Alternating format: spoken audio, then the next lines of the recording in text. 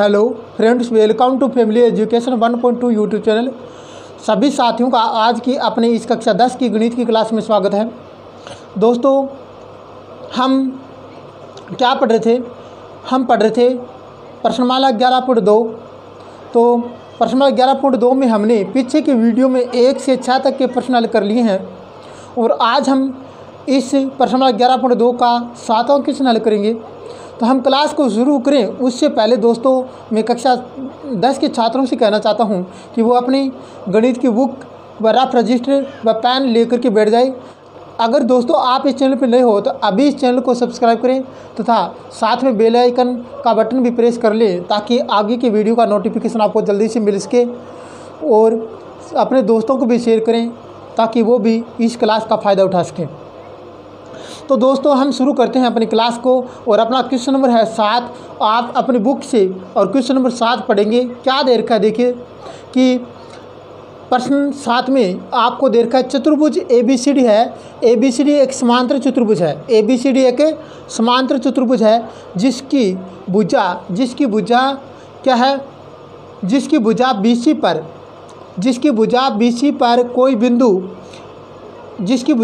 पर कोई बिंदु E स्थित है। यदि DPM AB को आगे बढ़ाएं, तो वे L पर मिलते हैं। कहाँ मिलते हैं? L पर मिलते हैं। तो सिद्ध कीजिए कि पॉइंट सिद्ध करने हैं। पहले पॉइंट में दे रखा है DP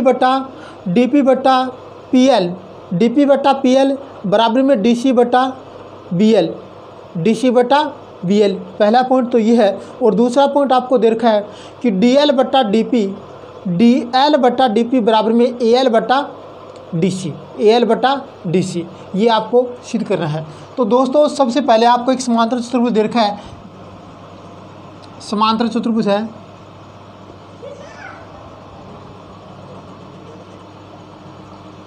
ये समांतर चतुर्भुज है जिसका नाम है ABC और D। ABCD ये इसका नाम है। और फिर क्या है? जिसने कहा है AB को ऐसे आगे बढ़ा दिए गए हैं। AB को ऐसे आगे बढ़ाए गए हैं। AB को आगे बढ़ा दिया जाए और यहाँ देखना, ये है P बिंदु, यहाँ पे P बिंदु है। तो इसको आगे बढ़ाएं तो ये दोनों मिलकर के L पर मिलते हैं। कहाँ मिलते हैं? L बिंदु पर मिलते हैं।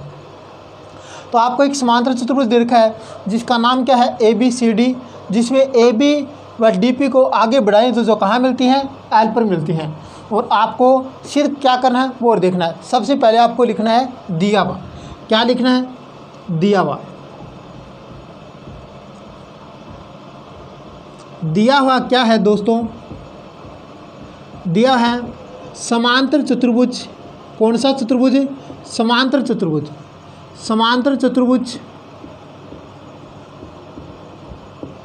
चतुर्भुज ABCD में क्या AB व DP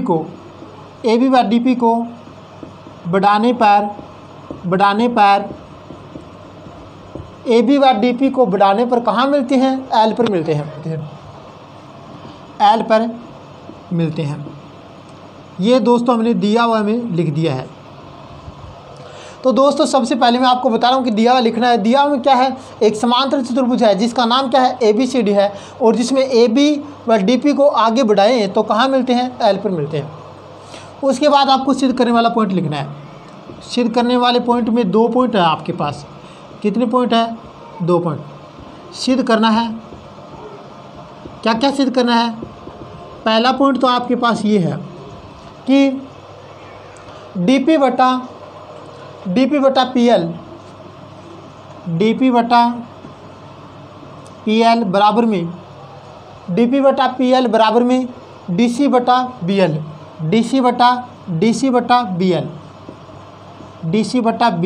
ये सिद्ध करना है। दूसरा पॉइंट क्या है? 2 नंबर पॉइंट और दे रखा है, वो और सिद्ध करना है। DL बटा DP बराबर में AL बटा DC। ये आपको दूसरा पॉइंट सिद्ध करना है। अब दोस्तों इतना तो शायद आपको समझ में आ गया होगा कि सबसे पहले तो आपको दिया हुआ लिखना है। क्या लिखना है? दिया हुआ। जो प्रश्न में दे रखा है उसी को लिखना है। उसके बाद आपको क्या करना है? उसके बाद आपको सिद्ध करने वाला पॉइंट लिखना है। सिद्ध क्या करना है वो आपको इस क्वेश्चन से मिल जाएगा। पहला पॉइंट और दूसरा पॉइंट अपने क्वेश्चन से लिख लेंगे। उसके बाद हमें इसमें क्या है, उपपत्ति लिखनी है। और उपपत्ति में क्या करना है वो देखिए दोस्तों। उपपत्ति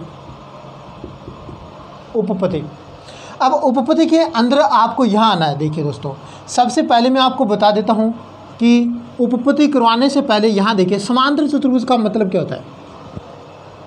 समांतर चतुर्भुज का मतलब क्या होता है, आपको समांतर चतुर्भुज की परिभाषा आनी चाहिए।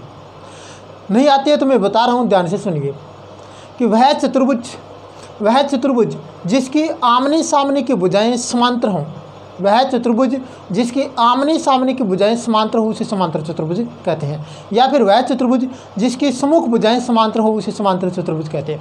या फिर इसकी परिभाषा ये भी बता सकते हैं, वह चतुर्भुज जिसमें भुजाओं के दोनों जोड़े समांतर हो उसे समांतर चतुर्भुज कहते हैं।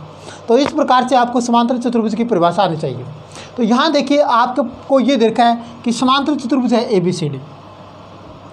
तो लिखेंगे, क्योंकि समांतर चतुर्भुज ABCD आपको दिया है तो आप ये बता दें। इसलिए अगर ये समांतर चतुर्भुज है, कौन सा चतुर्भुज है? समांतर चतुर्भुज है, तो इसकी आमने सामने की भुजाएं समांतर होंगी। कहने का मतलब AB के समांतर क्या होगा? इस AB के समांतर CD होगा, तथा AB के समांतर CD तथा AD के समांतर क्या होगा? AD के समांतर होगा BC। AD के समांतर क्या हो जाएगा? BC। ये आपको बता देना है। क्योंकि समांतर चतुर्भुज के बारे में आपको पहले से पता है तो आप ये लिख देंगे। अब चलेंगे कौन से त्रिभुज में? ये त्रिभुज लेंगे दोस्तों। अब आपको इस त्रिभुज में आना है। वो कौन सा त्रिभुज है? देखिए, अब त्रिभुज कौन सा त्रिभुज? ALD में। अब आपको कौन से त्रिभुज में आना है? ALD में। ALD में। एक बात और भी याद रखें ना दोस्तों कि समांतर चतुर्भुज में सम्मुख भुजाएं हैं वो समांतर भी होती हैं तथा बराबर भी होती हैं। तो आपको ये भी बताना है, क्योंकि ये भुजा इसके बराबर होगी और ये भुजा इसके बराबर होगी। ये भी याद रखना, ये आगे हमें काम में आएगा तब मैं आपको और बता दूंगा। लेकिन यहाँ देखिए, अब आपको इस त्रिभुज में आना है ALD। त्रिभुज ALD में। कौन से त्रिभुज में? ALD में। अब देखिए ALD में आप लिखेंगे, ये जो BP है ना वो किसके समांतर है? AD के समांतर है। त्रिभुज ALD में ये जो BP है ना, BP समांतर होगी किसके समांतर होगी? AD के समांतर होगी। ये जो BP है वो किसके समांतर होगी? AD के समांतर होगी। क्यों होगी दोस्तों? क्योंकि आपको दे रखा है कि AD के BC समांतर है। अगर ये BC है, अगर ये BC AD के समांतर है तो BP भी किसके समांतर होगी? AD के समांतर होगी। तो आप यहाँ लिखेंगे, इसका रीजन बता देंगे, चूँकि AD है ना, AD के समांतर BC है, तब ये इसका रीजन बन गया। तो फिर इस त्रिभुज में कौन सा प्रमेय लागू हो जाएगा दोस्तों? अपना जो कौन सा प्रमेय था? आधारभूत समानुपातिक प्रमेय। और आधारभूत समानुपातिक प्रमेय है क्या दोस्तों?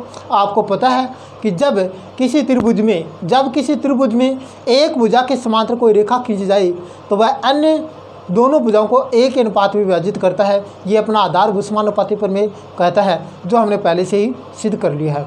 तो यहाँ देखिए आप लिखोगे, यहाँ आता है आधारभूत समानुपातिक या आनुपातिक, एक ही बात है। आधारभूत समानुपातिक प्रमेय से, आधारभूत समानुपातिक प्रमेय से, और आपको लिखना है, क्या लिखना है वो देखना है। यहाँ लिख रहा हूँ मैं, ये देखिए क्या लिखोगे कि ये लिखना है आपको कि DP बटा PL, क्योंकि आधारभूत समानुपातिक प्रमेय है इस त्रिभुज में लागू हो गया है। ये त्रिभुज है, ये इसके समांतर है, तो आप लिखोगे DP बटा PL बराबर में ए बी बटा बी एल, ए बी बटा बी एल, ये अपना आधारभूत समानुपाती प्रमेय कहता है। दोस्तों ऐसे भी लिख सकते हैं, देखो ये मैंने बताया है कि एल पी बटा पी डी बराबर में एल बी बटा बी ए या ए बी, ये भी लिख सकते हैं, या उल्टा करें तो उल्टा भी करते हैं, डी पी बटा पी एल बराबर में ए बी बटा बी एल। अब देखिए दोस्तों, यहाँ देखिए ये अपना पहला पॉइंट चल रहा है, पहला पॉइंट सिद्ध करें तो डी पी बटा पी एल। अब ध्यान दें, ये जो ए बी है, इस ए बी के बराबर कौन है? सी डी है।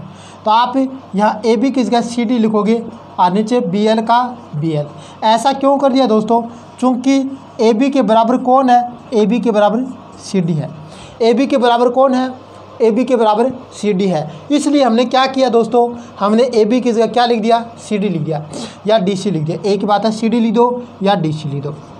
डी सी लिख दो क्योंकि ये डी सी बोल दो या सी डी बोल दो, बुझा तो यही आने वाले। और लेकिन अपना पहला पॉइंट है वो इतिसिद्धम हो गया,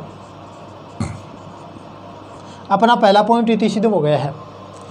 अब चलेंगे दोस्तों दूसरे पॉइंट को सिद्ध करेंगे। तो दूसरा पॉइंट पहले देखें क्या है, डी एल यानी डी एल बटा डी पी बराबर में ए एल बटा डी सी, ये और सिद्ध करेंगे। तो अब देखना आगे चलेंगे, हम दूसरा पॉइंट सिद्ध करें, ये तो समझ आ गया होगा। अब देखिए दूसरा पॉइंट सिद्ध करेंगे तो आपको क्या करना है, पॉइंट सेकंड लेंगे और सेकंड पॉइंट शुरू करने से पहले ये साफ कर दूं मैं, क्योंकि इनकी अभी हमें कोई आवश्यकता नहीं है। और हम दूसरा पॉइंट सिद्ध करें, दूसरा पॉइंट में क्या करना है वो देखिए। हम दूसरा पॉइंट सिद्ध कर रहे हैं तो हमने पहले देखिए ये सिद्ध कर लिया है कि डी पी बटा पी एल बराबर में डी सी बटा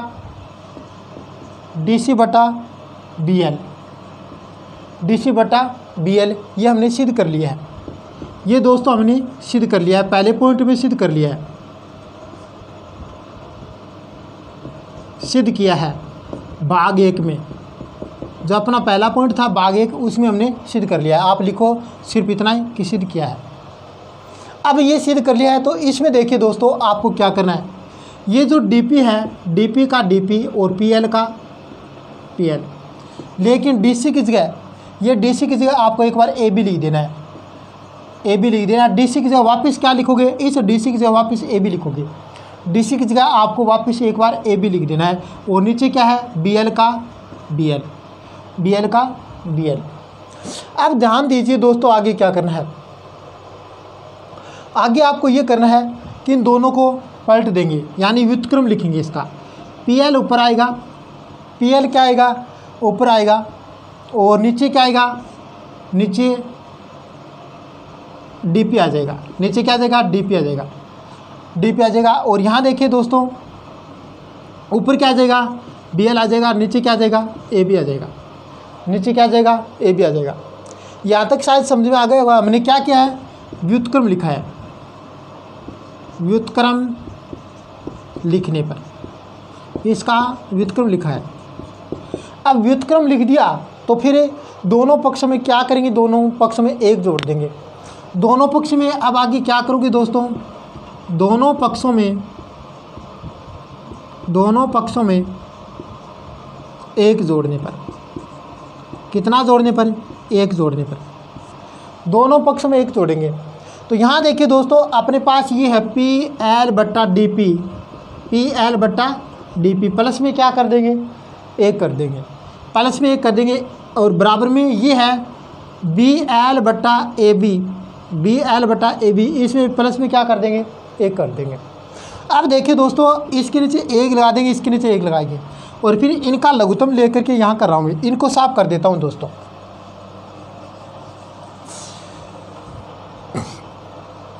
यहाँ देखिए आगे करें, आप मुझे बताइए, यहाँ देखिए डीपी और एक का लघुत्तम क्या आएगा, डीपी आएगा। तो नीचे में क्या लिख देता हूँ, डीपी लिख देता हूँ, डीपी। अब नीचे डीपी लिख दिया है। अब देखिए दोस्तों इस डीपी में डीपी का भाग देंगे लघुत्तम में, मतलब जैसे भिन्नों में जोड़ करते हैं उसी प्रकार करना है। डीपी में डीपी का भाग दें, एक बार जाएगा और एक को बीएल पीएल से गुणा करें तो पीएल जाएगा, क्या आएगा पीएल, प्लस का निशान। और फिर इस एक का डीपी में भाग देंगे, इस लघुत्तम में भाग देंगे तो डीपी आएगा, और डीपी को फिर एक से गुणा करोगे तो प्लस में क्या आ जाएगा, डीपी आ जाएगा, प्लस में क्या आ जाएगा, डीपी आ जाएगा।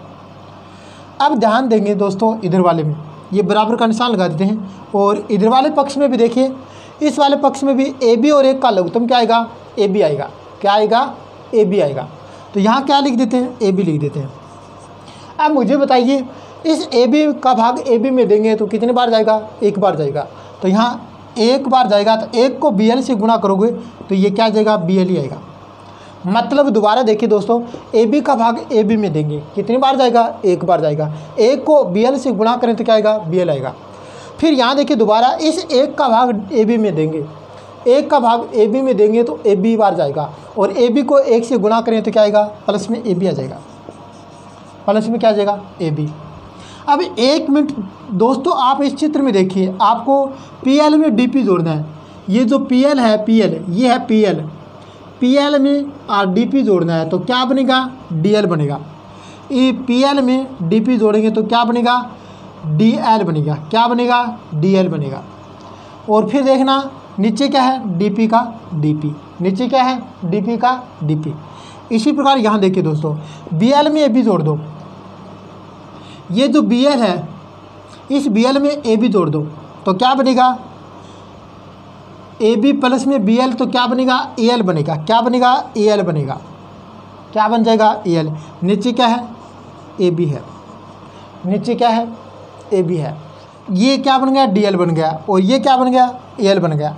अब ध्यान दीजिए दोस्तों, आगे इसको करेंगे तो यहाँ देखिए आपको यहाँ ए बी है ना, ए बी, इस ए बी किस जगह आप डी सी लिखेंगे, क्यों लिखेंगे, क्योंकि सिद्ध करना में ए बी नहीं देखा और आपको पता है ए बी और डी सी दोनों बराबर हैं। तो आप क्या करेंगे, यहाँ देखिए डी एल बट्टा डी पी, डी एल बट्टा डी पी बराबर में इस ए एल बट्टा ए बी की जगह क्या लिख देंगे दोस्तों, ए बी की जगह डी सी लिख देंगे, ए बी की जगह डी सी लिख देंगे।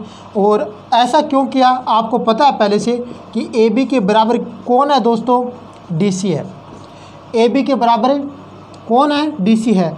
तो इस प्रकार से हमने इसके जगह ये लिखते ही हमारा दूसरा पॉइंट है वो इति सिद्धम हो गया है, दूसरा पॉइंट है वो इति सिद्धम हो गया है। क्या है दूसरे पॉइंट में, देखिए डी एल बटा, देखिए डी एल बटा डी पी बराबर में ए एल बटा डी सी। ये अपने दूसरे पॉइंट में देख लें, अपने दूसरे पॉइंट पे देखें तो यही दे रखा है और ये हमने सिद्ध कर लिया है। इस प्रकार से दोस्तों अपना जो ये 7 नंबर क्वेश्चन है ना वो सिद्ध हो गया है। आपको दोनों पॉइंट समझ में आ गए होंगे। अब हम अगले क्वेश्चन की ओर तरफ बढ़ते हैं और अब ये मैं साफ करूं तब तक आप इसका क्वेश्चन नंबर जो 8 है, 8 नंबर क्वेश्चन है वो पढ़ें। आप इसका 8 नंबर क्वेश्चन पढ़ रहे हैं दोस्तों। 8वां क्वेश्चन क्या है, पढ़ने देखना, अपनी बुक से पढ़ेंगे।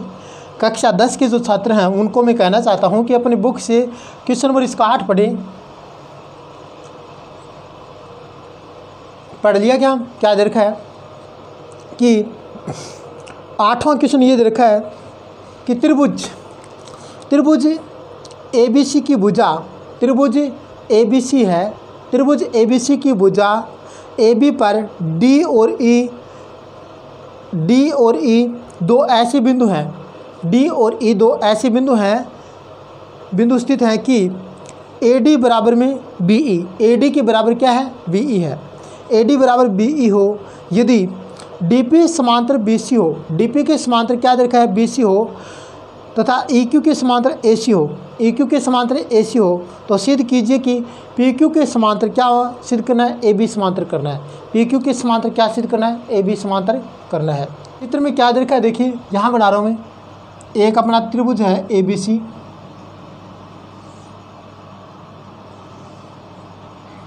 A B और C, ABC।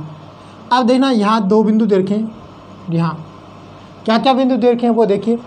एक तो D है और एक E, D और E दो बिंदु हैं, ये D और ये E, D और E।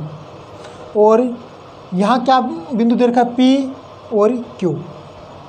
यहाँ बिंदु दे रखा है P और यहाँ Q, PQ।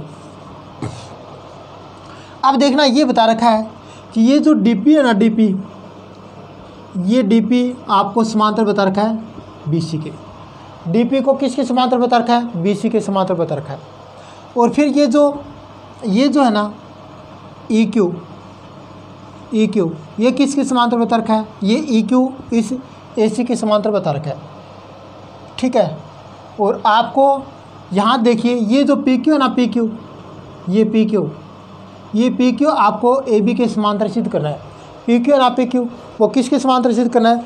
AB के समांतर सिद्ध करना है। PQ है वो AB के समांतर आपको सिद्ध करना है।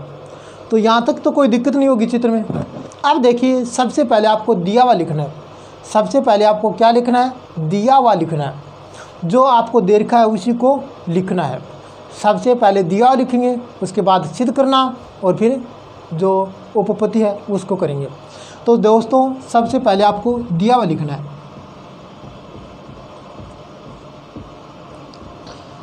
दिया हुआ है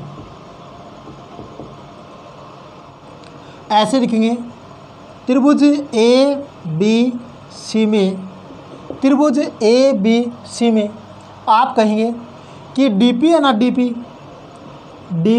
के समांतर कौन है? BC, यानी DP के समांतर BC आपको दे रखा है।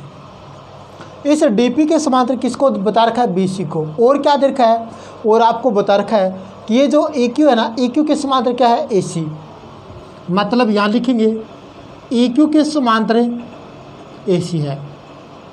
EQ के समांतर क्या है? AC। और क्या बता रखा है? AD के बराबर क्या है? BE। AD के बराबर क्या है? BE। AD बराबर में BE, ये आपको बता रखा है।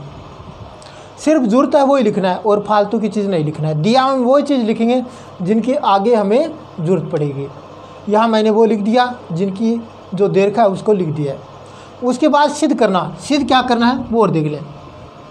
सिद्ध करना, सिद्ध करना है। ध्यान देंगे सिद्ध करना में आपको क्या दे रखा है, अपने बुक से देखेंगे कि आपको ये जो PQ है ना, PQ को किसके समांतर सिद्ध करना है? AB के समांतर सिद्ध करना है। तो आप यहाँ लिखेंगे PQ समांतर किसके सिद्ध करना है? AB के। इस AB के समांतर सिद्ध करना है। एक उपपत्ति में देखिए दोस्तों, उपपत्ति। अब उपपत्ति के अंदर क्या करना है? सबसे पहले आपको ये त्रिभुज ABC ले लेना है। कौन सा त्रिभुज लेना है? ABC। कौन सा त्रिभुज लेना है? ABC लेना है। त्रिभुज ABC में सबसे पहले मुझे बताइए कि ये DP के समांतर BC बता रखा ना, DP के समांतर BC बता रखा ना किसी में, तो वो यहाँ लिख देंगे। त्रिभुज ABC में DP समांतर BC दिया है, आपको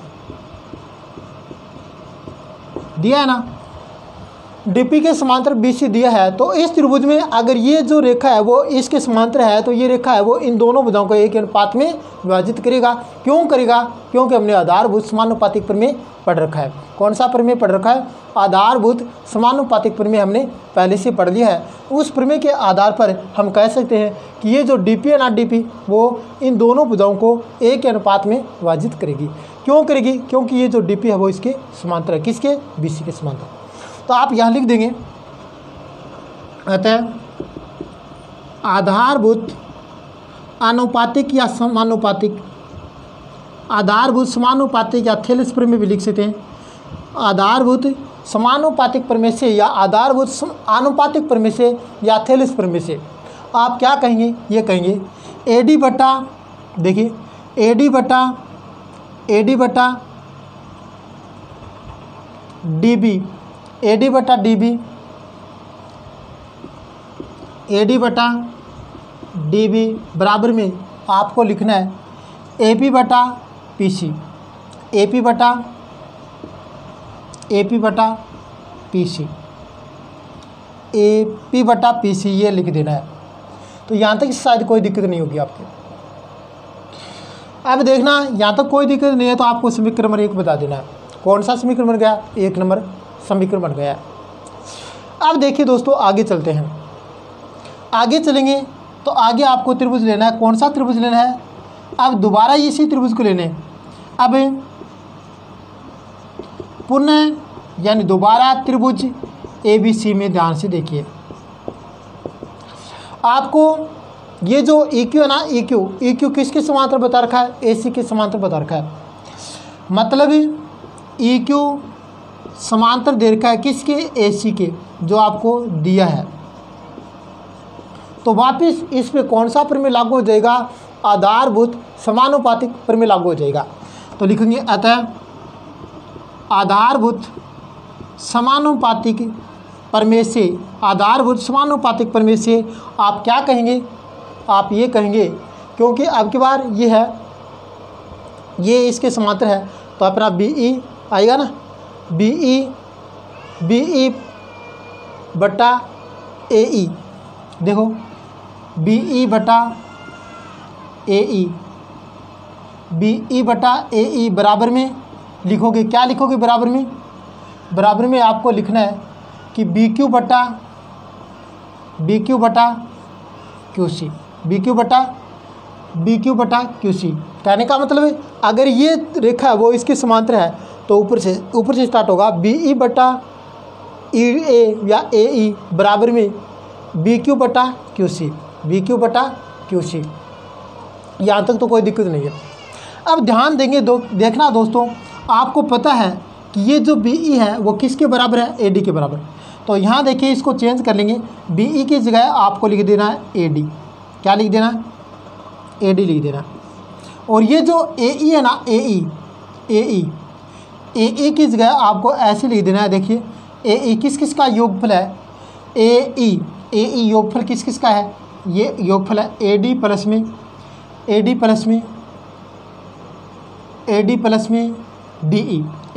में DE, इन दोनों का योगफल है। क्या बोल रहा हूँ मैं? ये जो AE है ना, AE वो AD प्लस में DE का योगफल है। और इधर वाला सम का सम रखेंगे BQ और नीचे QC। ऐसा देखना, ये इसकी जगह क्यों लिखा है इसका रीज़न आप बता सकते हैं कि BE है ना, BE के बराबर AD तो दे रखा आपको, तथा AE है ना, AE बराबर में किस का योगफल है? AD प्लस में DE। ये इसका रीजन बन गया है। अब ध्यान देंगे दोस्तों, आपको पता है कि ये AD है, ऊपर लिख रहा हूँ मैं यहाँ AD का AD। और देखना इस नीचे वाले AD दे रखा है, तो इस AD की जगह अगर मैं BE लिख दूँ तो कोई फर्क पड़ेगा क्या? BE इस AD की जगह और मैंने BE लिख दिया। क्यों? देखिए ये जो AD है, इस AD के बराबर BE दे रखा है ना आपको, तो यहाँ AD की जगह मैंने इस AD की जगह आप BE लिखेंगे और प्लस में DE का DE और आगे जो दे रखा है उसमें कोई बदलाव नहीं करना है। QC ना, BQ बटा QC ये लिख देना। अब ऐसा क्यों किया, दोबारा आप बताना चाहते हैं तो बता दें। चूँकि AD के बराबर क्या है? AD के बराबर BE आपको दे रखा है। ये ऊपर वाला मैंने नहीं बदला क्योंकि इनकी हमें आगे जरूरत पड़ेगी, क्योंकि 1 नंबर समीकरण है, इसका अपना जो ये बायां पक्ष है इसमें AD ऊपर दे रखा है, तो ये AD ऊपर रखेंगे क्योंकि ये हमें बचा कर रखना पड़ेगा। अब ध्यान देंगे, देखिए दोस्तों चित्र के द्वारा कि ये जो BE है, BE में अगर आप DE जोड़ो तो क्या बनेगा? यानी ये बनेगा, क्या बनेगा? देखिए DB बनेगा। क्या बनेगा? DB बनेगा। तो यहाँ देखना AD है, AD बटा DB बराबर में BQ बटा QC। ये अपना समीकरण नंबर 2 बन गया है। यहाँ देखिए दोस्तों, अपना ये जो चल रहा था 1 नंबर समीकरण, मतलब ये जो DP है वो किसके समांतर थी? BC के। तो अपना था AD बटा DB, यहाँ DP लिख रखा है, सॉरी ये DB आएगा, DP लिख रहा है, DB आएगा, ठीक है। अब देखिए दोस्तों, अपना समीकरण नंबर 1 है और समीकरण नंबर 2 है, इन दोनों को ध्यान से देखिए। AD बटा DB इसमें भी है और AD बटा DB इसमें भी है, तो क्या ये दोनों का बायां पक्ष वो समान है ना? AD बटा DB और AD बटा DB दोनों में बायां पक्ष, दोनों समीकरणों में बायां पक्ष समान है, तो क्या हो जाएगा? समीकरण 1 व 2 से, समीकरण 1 व 2 से, और हम क्या करेंगे कि अगर इन दोनों समीकरणों का बायां पक्ष बराबर है तो दोनों का दायां पक्ष भी बराबर होगा। तो क्या हो जाएगा, AP बटा PC, AP बटा PC बराबर में क्या हो जाएगा, ये हो जाएगा BQ बटा QC, BQ बटा QC। अब ये साफ कर रहा हूँ मैं दोस्तों, यहाँ देखिए इसको साफ कर रहा हूँ, आगे चलेंगे फिर। अब यहाँ देखिए दोबारा आपको ये त्रिभुज देखना है, कौन सा त्रिभुज, अपना जो त्रिभुज है ABC। ये चाहें तो आप समीकरण नंबर 3 बता दें। अब आपको फिर से त्रिभुज लेना है। अब त्रिभुज ABC में ध्यान से देखिए, हमने ये सिद्ध कर लिया है, अब ये सिद्ध किया है कि ये जो AP बटा PC, AP बटा PC बराबर में BQ बटा QC हमने सिद्ध कर लिया। देखिए AP बटा PC, AP बटा PC यहाँ देखो सिद्ध कर रखा है, बराबर में BQ बटा QC, तो BQ बटा QC ये हमने सिद्ध कर लिया है। क्या कर लिया है, सिद्ध कर लिया है, सिद्ध कर लिया है। तो इसमें कौन सा प्रमेय लागू हो जाएगा, आधारभूत समानुपातिक प्रमेय का विलोम लागू हो जाएगा, यानी समानुपातिक प्रमेय का विलोम लागू हो जाएगा। थेरेस प्रमेय का जो विलोम है वो इस पे लागू हो जाएगा। आपको मैंने 3 नाम बताए हैं, आधारभूत समानुपातिक प्रमेय का विलोम, या आधारभूत आनुपातिक प्रमेय का विलोम, या फिर थेरेस प्रमेय का विलोम, ये यहाँ लागू हो जाएगा। तो आप लिखेंगे अतः थेरेस या फिर आधारभूत समानुपातिक प्रमेय के, आधारभूत समानुपातिक प्रमेय के विलोम से, और आप क्या कहोगे, आप ये कह दोगे कि ये जो मतलब ये दोनों भुजाएं हैं वो एक अनुपात में विभाजित हो रही हैं। तो ये जो रेखा है ना PQ, ये PQ किसके समांतर हो जाएगी, AB के समांतर हो जाएगी। तो आप कहोगे PQ है ना, PQ वो समांतर हो जाएगा किसके, AB के। इस प्रकार से अपना ये क्वेश्चन है वो इति सिद्ध हो गया है, हमें सिद्ध करना था, वो हमारा पॉइंट सिद्ध हो गया है। तो शायद ये अपना क्वेश्चन था, 8 नंबर क्वेश्चन था। कौन सा क्वेश्चन था, अपना जो 8 नंबर क्वेश्चन है वो आपको समझ में आएगा, और इससे पहले हमने 7 नंबर क्वेश्चन है वो सिद्ध किया था। तो शायद आपको ये दोनों क्वेश्चन समझ में आ गए होंगे। देखो छोटे छोटे क्वेश्चन है, तो हम अगर अच्छी तरह से पढ़ेंगे तो ये क्वेश्चन हमारे तैयार हो जाएंगे। और आपको तैयार करना है इस लॉकडाउन में। आपको मैं बार बार कह रहा हूँ, कक्षा 10 के छात्रों को मैं बार बार कर रहा हूँ कि इस लॉकडाउन के अंदर हम कक्षा 10 की जो गणित की बुक है उसका एक एक प्रश्न और एक एक उदाहरण ऐसे छोड़ दें तैयार करके कि आपको जब भी इस बोर्ड का एग्ज़ाम होगा तो उसमें आपको 100 में से 100 अंक मिले। तो मैं आपको यही चाहता हूँ कि आपके इस बोर्ड एग्ज़ाम में आपके 100 में से 100 मैथ के अंदर आए, और आप अगर लगन से मेहनत करोगे तो आपका ये लक्ष्य पूरा होगा। आज के लिए दोस्तों इतना ही। थैंक यू दोस्तों।